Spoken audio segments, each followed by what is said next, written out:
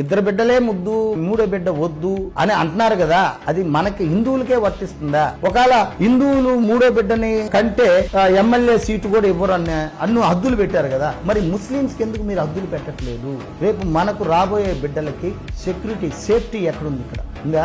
లేదు. ఎందుకంటే Muslims majority ఎక్కువ అన్నప్పుడు ఎక్కడ ఉండాలి? అది మెజార్టీ పాకిస్తాన్ లో ఉండాలి. భారతదేశంలో కూడా పాకిస్తాన్ లాగా మెజార్టీ ముస్లింస్ పెరిగేటప్పుడు ఆటోమేటిక్ గా హిందువుల్లో ఒక బాధ కలుగుతుంది. అప్పుడు ఏమయ్యా ఇది మా భారతదేశం అంటే బేటా బేటా మాది భారతదేశం.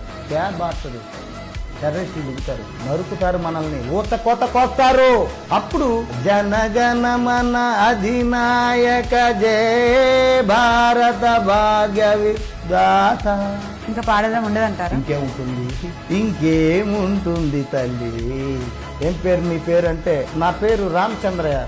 హిందూ ఒక్కటి ఆలోచించమ్మా, హిందూ తత్వం మంట కలిసిపోతుంది.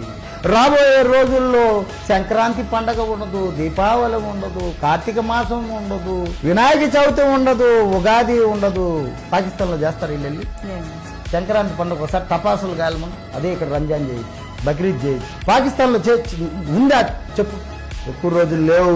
తస్మై జాగ్రత్త, రాబోయే రోజులు వస్తున్నాయి. రాబోయే రోజుల్లో హిందువులు కనుమరుగు అవుతారు. ఇది మన భారతదేశం కనుక చెప్తున్నాను, నేను హిందువుగా చెప్తున్నాను.